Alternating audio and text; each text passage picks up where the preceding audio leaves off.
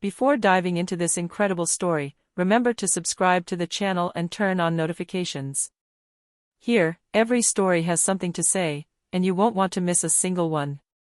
The Miami sun was slowly setting behind the large bay windows of Villa Anderson, casting a golden glow on the pristine marble of the living room. Everything about the house seemed perfect: the designer furniture, the artwork on the walls, the subtle scent of well-maintained luxury. Yet, behind this facade of perfection, a heavy silence reigned. Grace Williams, an elegant black woman with an 8-month pregnant belly, stood by the window. Her gaze was lost in thought, fixed on the horizon, but her mind was elsewhere. She was waiting for her husband to come home. All day, she had felt that dull unease, that anguish that only a woman who senses betrayal can understand. The front door finally opened. Michael Anderson appeared. Tall, charismatic, and dressed in a perfectly tailored dark suit, he had that confident air the world admired. But that evening, his gaze was cold, almost alien. Without even a smile, he placed his briefcase on the table and sighed heavily. "Michael, you're finally home," said Grace in a soft voice, seeking to close the distance. "We need to talk," he replied, his tone curt. Grace's heart sank. She turned slowly towards him, a protective hand on her stomach. "You're scaring me. What's going on?" Michael didn't take any detours. "I can't go on like this. I don't want this life anymore. I don't want to be trapped in a suffocating marriage. I'm leaving." The words fell like an icy blade. Grace felt her world crumble. "You're leaving?" "But Michael, I'm carrying your child. We've built this life together. How can you?" He looked away, as if refusing to see his pain. "I'm in love with someone else. Vanessa gives me what I'm looking for. I can't stay out of pity or habit." At that moment, a tear rolled down Grace's cheek. It wasn't just the pain of a woman who had been cheated on, it was the humiliation of being replaced at the very moment she was about to give life. She had a moment of weakness, her voice trembled. "And our child? He will need his father." Michael clenched his jaw, then shrugged. "I will take care of him financially. But I no longer want this role of husband. I deserve to be happy." Silence fell, so heavy you could have heard Grace's heartbeat. She placed a hand on her stomach, as if to shield her daughter from this cruel scene. In that gesture, she understood that from now on, she could only rely on herself. Michael grabbed his coat, picked up his keys, and left without a backward glance. The door slammed shut, sealing the end of their story. Grace, devastated but dignified, slowly slid onto the sofa. Her tears flowed silently.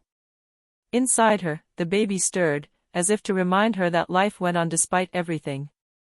And in that moment, she made a vow: no matter the abandonment, she would raise her child with strength, love, and dignity. What she didn't know was that 5 years later, the same man who had abandoned her would return, consumed by regret, to a transformed woman, stronger than ever. Night had long since fallen on Miami. The lights of the Anderson villa shone brightly in the middle of the upscale neighborhood, a painful contrast to the heavy silence that reigned inside. Grace Williams sat in the living room, her hands absently caressing her rounded belly. Every gesture was filled with a mixture of tenderness and anguish. Deep down, she knew that this evening would mark an irreversible turning point. The clock was almost 10 when Michael finally walked through the door. His expensive cologne filled the room before he even said a word. Usually, Grace would run to him with a smile, but tonight she stood still, gazing into his tired eyes. "You're coming home late," she breathed with a fragile smile. Michael didn't answer. He took off his jacket, loosened his tie, and slammed it down on the armchair. His jaw was clenched, his movements abrupt. Grace sensed that something was about to happen. "Michael, what's wrong? You've been acting strangely for weeks. You're avoiding me, you're not listening to me anymore. Please talk to me." He finally raised his eyes to her, cold, hard eyes, like those of a stranger. "There's nothing more to say, Grace. I'm leaving." Grace's breath caught in her throat. She thought she must have misheard. Are you leaving? What are you talking about? He took a few steps in the living room, like a man freeing himself from a burden. I've met someone. I don't want this marriage anymore. I don't want you anymore. You're a good woman, but you're not the one I need anymore. Grace's heart exploded into 1,000 pieces. Her hands clenched on her stomach, searching for a strength that eluded her. I'm pregnant, Michael. With your child. How could you abandon us at a time like this? Her husband sighed, irritated. I'll help you financially. You won't want for anything. But don't ask me to stay. I have a right to happiness too. Vanessa makes me happy. With her, I can breathe again. The name of that other woman resonated like a dagger in the silence. Vanessa, the mistress whose existence Grace had suspected, but whom she had refused to believe was real. At that moment, her doubts turned into a cruel certainty. Tears began to flow, but she refused to break down in front of him. Everything I've sacrificed for you. I've built my whole life around us. And you choose to destroy it all just when a new life awaits us? Michael looked away, avoiding meeting her gaze. It's better this way. You'll see, you'll be stronger without me. These words, with their chilling hypocrisy, elicited a bitter laugh from Grace. She understood that he had already chosen his side, that he had erased 10 years of love and promises as if they had never existed. Without another word, Michael took his keys and walked to the door. Each step resonated like a hammer blow to Grace's heart. He left, leaving behind a house full of memories, and a broken woman. The door slammed shut. Silence returned, more oppressive than ever. Grace collapsed onto the sofa, one hand pressed against her stomach, the other covering her tear-stained face. I will protect you, my baby.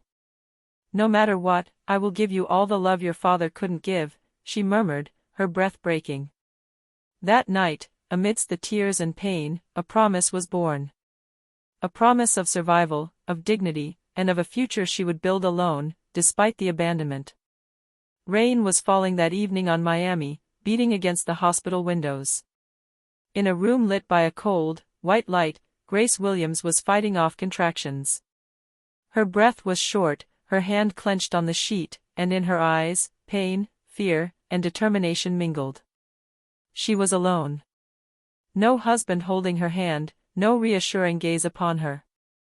The chair beside her bed was empty, a cruel reminder of Michael's absence. An African-American nurse, with a gentle and maternal face, leaned towards her. Courage, Grace, you are strong. Your baby is arriving soon. Those simple words resonated like a bomb. But the pain returned, powerful, relentless. Grace closed her eyes and gritted her teeth. Each contraction brought tears to her eyes, not only from physical suffering, but also from loneliness. She repeated to herself silently, hang in there, do it for your child. After hours of arduous effort, a cry pierced the air. A high-pitched, fragile cry, yet full of life. Grace opened her eyes, her heart trembling. The nurse placed a little girl, wrapped in a pink blanket, on her chest. She's a beautiful little girl. Congratulations, Mum. Grace burst into tears, this time not from pain, but from immense love. She gently caressed her child's delicate cheek. Hello, my princess, she said in a broken but tender voice, that I waited for you. You are my miracle. In that suspended moment, everything else disappeared, the abandonment, the betrayal, the loneliness. There was nothing left but that little life breathing against her. She named her Ava Grace Anderson, in homage to the strength she wanted to pass on to her daughter. But no sooner had the joy of the birth enveloped her than a shadow fell over the moment. As she was signing the administrative documents, the nurse gently asked her. And the father, madam? Would you like us to inform him? Grace remained silent for a moment, her pen suspended. She thought of Michael, his cold eyes, his cruel words. Then she gently shook her head. No. The father doesn't need to know. He has chosen a different life. These words, heavy but resolute, echoed in the room. She knew Ava wouldn't have the father she deserved. But she made herself a promise: she will never lack love. Never. In the silence of that room, lulled by the sound of rain, Grace held Ava close to her heart. Tears still flowed, but this time they carried courage. She knew the road ahead would be difficult, that she would have to face judgment, loneliness, and exhaustion. But she was ready. Because now, she was no longer alone. The first 5 years of Ava's life were a series of silent battles for Grace. Every day, she rose before dawn in her small apartment in downtown Miami, a far cry from the luxury of the Anderson villa. The walls were modest, sometimes too small, but for Grace, they represented freedom, the freedom to build a life without depending on the man who had betrayed her. The beginning was incredibly difficult. Her savings melted away, the bills piled up, and Ava needed constant care. Between diapers, bottles, and sleepless nights, Grace often felt on the verge of exhaustion. But every time she looked at her daughter's smile, she found an unexpected source of strength. "Mom, look," exclaimed Ava, awkwardly holding her first drawings made at daycare. Grace took her in her arms, her eyes moist with pride. "It's magnificent, my darling. You're already an artist." To secure Ava's future, Grace made a radical decision: to resume her law studies, which had been interrupted by her pregnancy. In the evenings, after putting her daughter to bed, she spent hours reviewing her online courses, pen in hand and a cold cup of coffee beside her. The dark circles under her eyes told the story of her shortened nights, but her spirit remained strong. Her days consisted of a grueling routine: working as an assistant in a small law firm, studying until midnight, and waking up at 5 o'clock to get Ava ready. She sacrificed everything: going out, comfort, even her health sometimes. But never, not once, did she have any regrets. Little Ava grew up carefree, surrounded by her mother's boundless love. Despite their limited means, Grace strove to give her a happy childhood. They sometimes picnicked in the nearby park, with just a sandwich and a worn blanket, but Ava laughed as if she were living in a fairy tale. "One day, Mom, I'll buy you a big house, like the princesses," Ava declared, patting her little hands. Grace smiled and kissed her forehead. "No, my darling.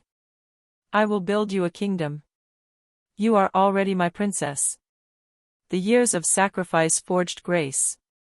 She became an even stronger, more disciplined, and more respected woman.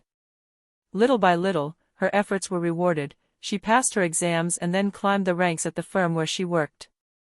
The condescending look she once received vanished when people understood that this single mother was not a victim, but a fighter. And every evening, when she came home exhausted but victorious, Ava would be waiting for her behind the door, running towards her with bursts of laughter. In those moments, Grace knew that her sacrifices had not been in vain. Meanwhile, in the city's luxurious neighborhoods, Michael Anderson was living a different life, one of parties and excess. But Grace no longer thought about that. In her heart, only one goal shone: to give her daughter a better life than her own. Because despite the abandonment, despite the wounds, she had never stopped believing in one thing: a mother's love could heal all scars. While Grace fought every day to build a decent future for her daughter, Michael Anderson lived in a luxurious bubble that seemed enviable to the world. Settled in a penthouse overlooking Miami Bay, he now shared his life with Vanessa Miller, his mistress who had become his official partner. Vanessa was everything Grace wasn't in Michael's eyes: young, seductive, flamboyant, always ready to shine in the spotlight. She knew how to use her charms to attract attention, and Michael, blinded by his ego and his desire for novelty, let himself be intoxicated. Their days were punctuated by glamorous dinners, impromptu trips on private jets, and exclusive parties where Vanessa appeared in shimmering gowns, clinging to Michael's arm like a trophy. Photographers captured their smiles, and magazines hailed them as Miami's glamorous couple. In the eyes of the world, Michael seemed to have it all. But behind the frozen smiles and camera flashes, cracks were beginning to appear. Vanessa had never hidden her taste for money and power. Every week, she demanded new gifts: a diamond necklace, a sports car, a trip to Paris. Michael gave in, convinced that buying her affection was enough to maintain their relationship. Yet, in his eyes shone an impatient glint, that of a woman who would never be satisfied with what she had. One evening, while they were dining in a Michelin-starred restaurant, Vanessa crossed her arms, upset. "Michael, that car you gave me is already outdated. Do you really want me to drive a model from last year?" Michael put down his fork, exasperated. "Vanessa, she's not a toy. You can't always demand more." She raised an eyebrow, an ironic smile on her lips. "Oh, really? You think I stayed with you because of your charm?" Those words, delivered like a slap in the face, resonated in his mind. But instead of thinking, Michael chose to laugh, as if to ward off the brutal truth he refused to confront. Deep down, however, a small voice persisted: what if it was all just a mirage? What if Vanessa didn't love the man, but only the millionaire? But he dismissed these doubts with a wave of his hand, preferring to immerse himself in appearances. Every morning he woke up in silk sheets, but the bed felt cold. Every party, every trip, every champagne toast rang hollow. Yet he carried on, like a man who refuses to admit he was wrong. Meanwhile, Grace, without the glitz and cameras, was building a solid life with Ava, based on love and work. Two parallel worlds, two opposing realities, but inevitably destined to cross paths again. Michael thought he had found happiness, but in truth, he had only locked himself in a gilded cage. As the months passed, the brilliance of the perfect life Michael believed he had built with Vanessa began to fade.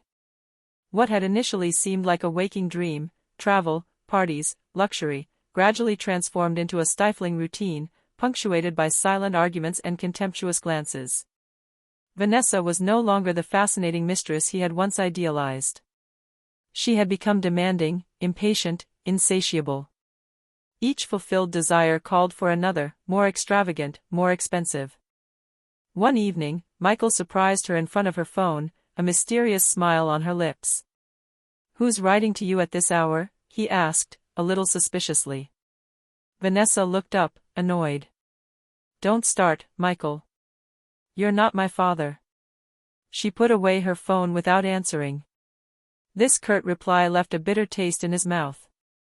Was this the same woman who, a few years earlier, had promised him passion and freedom? Things were also taking a worrying turn in his business dealings. His once flourishing real estate investments were suffering setbacks. Some partners were withdrawing, distrustful, while the financial media began to criticize his risky choices. Michael, who had always liked to control his image, felt the ground slowly giving way beneath his feet. And in moments of solitude, when Vanessa went out without him to see friends, another image would impose itself on his mind, that of Grace. He would see her wounded gaze the night he had left her. He could still hear her words, "I'm carrying your child, Michael." These memories, which he thought were buried, came back to haunt his nights. Yet, every time he caught Vanessa's eye, he forced himself to stay. He had invested too much in this relationship, sacrificed too much to admit he had made a monumental mistake. But the cracks were widening. One morning, while drinking his coffee, he found an astronomical bill for a luxury jewelry store, addressed to Vanessa. She had used his card without even asking him. "Vanessa, do you think I'm a bank?" he exclaimed, exasperated. She shrugged, indifferent. "You've accustomed me to a certain lifestyle. You can't take it away from me now." That casually spoken sentence was like a slap in the face. Michael understood at that moment that he was no longer a husband, nor even a partner, but simply a walking wallet. The perfect facade he had so carefully displayed was beginning to crack, revealing the truth: he had traded a sincere love for an illusion. And this illusion was costing him far more than he imagined. The rain lashed against the penthouse windows that evening, as if the sky itself sensed the coming storm. Michael was returning from a long day of business. His real estate projects were crumbling one after another, and he had hoped to find some solace with Vanessa. But as he stepped through the door, he felt as if he were entering a stranger's house. The dim lights revealed a disturbing scene: suitcases placed near the entrance, an evening dress abandoned on the sofa, and Vanessa, sitting with her arms crossed, her phone always within reach. "Are you traveling?" Michael asked, frowning. She raised her head, her face displaying an icy smile. Yes. But not with you. A heavy silence fell. Michael felt his stomach clench. What do you mean? I'm leaving, Michael, his voice was sharp, without a trace of emotion. That I supported you while you were at the top. But now, you're declining. And I don't intend to go down with you. Those words pierced his heart like blades. Vanessa, after everything I've done for you? He cried, his voice breaking between anger and despair. She burst out laughing, a cruel laugh, devoid of all tenderness. Everything you've done? Don't be naive. You've only paid the price for my comfort. I never loved you, Michael. Not for a single second. The ground seemed to crumble beneath his feet. He wanted to answer, to shout, perhaps even beg, but no words came out. All he could see was her cold gaze, the gaze of a woman who had used him like a luxury item, then discarded him when it lost its value. She stood up, grabbed her suitcases, and headed for the door. Before leaving, she uttered one last sentence that sounded like a condemnation. Oh, and in case you forgot, you left a woman who truly loved you, pregnant with your child. You deserved to lose. The door slammed shut, leaving Michael alone in a deafening silence. He sat down heavily, his hands trembling. His eyes swept across the vast apartment, once a symbol of success, now empty and cold. A bitter taste filled his mouth, the taste of failure, of betrayal, and of regret. That evening, Michael understood a brutal truth: he had traded a genuine diamond for a piece of glass. And that glass had just shattered in his hands. 5 years had passed since Andrew's abrupt departure. During that time, Maya had managed to build a stable and dignified life for herself and her son, without ever letting bitterness consume her. Yet, despite her strength, a wound remained, that of having been abandoned at the most vulnerable moment of her existence. Andrew, once basking in glory and fortune, was now a mere shadow of his former self. His affair with Victoria, which he believed would last forever, had finally dissolved into chaos. His mistress's whims, infidelities, and manipulations had gradually destroyed his career and reputation. Investors had turned away from him, and the financial press no longer hesitated to call his downfall one of the most spectacular of the decade. It was in this state, tired, emaciated, and consumed by regret, that Andrew decided to return to the city. His first instinct was to look for Maya. Not to relive their past, but because he carried within him a burning need, to see again the child he had left behind, the son he had never held in his arms. Fate intervened, and one evening, while walking through a residential neighborhood he hadn't visited in years, Andrew caught sight of Maya in the distance. She was walking with a little boy beside her, holding his hand tenderly. The child was laughing, his dark curls swaying with his steps, and his smile lit up the street like a promise of light. Andrew stopped dead in his tracks. His heart started racing. There was no doubt, this child was his. The disgraced millionaire felt a lump of guilt tighten around him. His instinct urged him to approach, but his legs remained frozen. Deep down, he knew he had no right.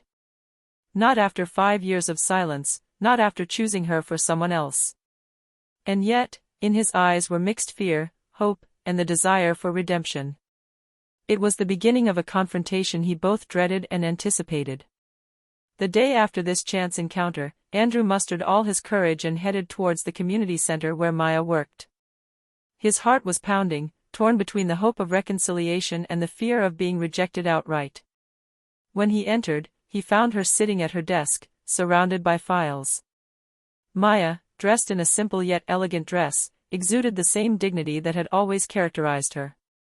She looked up and met his gaze. For a few seconds, time seemed to stand still. "Andrew?" she murmured, surprised but also icy.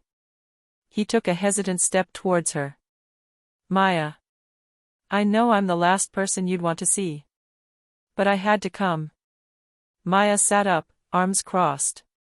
"You had 5 years to come. 5 years to be here. Where were you when I carried your child alone? When he took his first steps? When he said his first words?" Each question was an arrow, and Andrew took them in silence. his eyes filled with tears that he made no attempt to hide. I was a coward. I thought that by leaving you, I was following my own desires. But I lost everything that truly mattered. Maya, I destroyed everything, and I have nothing left. She clenched her fists, anger and pain mingling in her gaze. You dare come here and tell me that, after choosing your mistress instead of your own son? Andrew fell to his knees, unable to meet her gaze. I'm not asking for your forgiveness. I know I don't deserve it. But at least give me a chance to know him, to see my son. A heavy silence filled the room. Maya looked away, her heart aching. Part of her wanted to slam the door in his face, to leave him in the mud he himself had dug. But on the other hand, an inner voice reminded her that her son had the right to know who his father was, even if the latter had failed in his duty. You don't decide, Andrew, she said finally in a firm voice. It's not your right. It's up to him to choose, when he's ready. And believe me, I'll protect him from your pain as much as from your presence. Andrew nodded, defeated. Yet, in his eyes shone a spark, the will not to give up this time. The battle to redeem his mistake was only just beginning. A few weeks had passed since the confrontation at the community center. Maya had thought long and hard, weighing the pros and cons. She knew that her son, Aiden, deserved to know his father, but she wanted this moment to take place in a safe environment, away from any toxic influence. The neighborhood park was chosen as neutral ground. The afternoon sun bathed the green lawns, and children's laughter filled the air. Maya held Aiden's hand tightly. He was now 5 years old. He skipped along, carefree, but his gaze lingered on a man standing nearby, hesitant, watching shyly. Andrew. His heart was pounding. He approached slowly, his hands trembling, his gaze fixed on his son. Each step was filled with a mixture of fear, guilt, and hope. Aiden. He murmured, his voice trembling. The child stopped, frowning. He didn't know him, but he sensed something strange about this man. Maya placed a hand on his shoulder. It's him, my darling. It's your father. Aiden watched Andrew for a long moment. The silence was heavy, each second seeming to last an eternity. Then, in a small, hesitant voice. You're my dad. Andrew knelt down to get down to her level, his eyes moist. Yes, my son. I am your father. And I know I wasn't there when I should have been, but I want to make amends, if you'll let me. Aiden stepped back slightly, uncertain, but he sensed the sincerity in the man's eyes. After a moment of silence, he extended his hand toward Andrew. This simple gesture, timid yet deliberate, brought tears to Andrew's eyes. Thank you for meeting me, said Andrew, his voice choked with emotion. Maya watched the scene in silence, her heart heavy. She knew this moment wouldn't erase the lost years, but it marked a first step toward something new. An opening toward redemption and, perhaps, toward rebuilding her family. Andrew gently took Aiden's hand in his own, feeling for the first time in 5 years a warmth he thought he had lost. He knew the road ahead would be long, but for the first time, he felt hope that his mistakes could be, slowly, repaired. 5 years after the abandonment, the confrontation, and his first encounter with Aiden, Michael Anderson stood alone in the large, empty living room of his former penthouse. The furniture was still there, but the luxury was no longer enough to fill the void that gnawed at his heart. Every photograph, every trophy seemed to remind him of what he had lost: true love, family, and the respect of those he had hurt.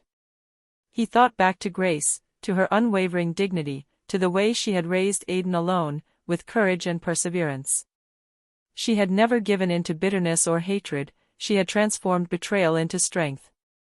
And as he reflected on these memories of his own arrogance, a profound sense of shame and regret washed over him. A few days later, Michael decided to contact her, not to ask for forgiveness, but to acknowledge his mistakes and take responsibility for his choices. He met her in the park where she used to take Aiden to play.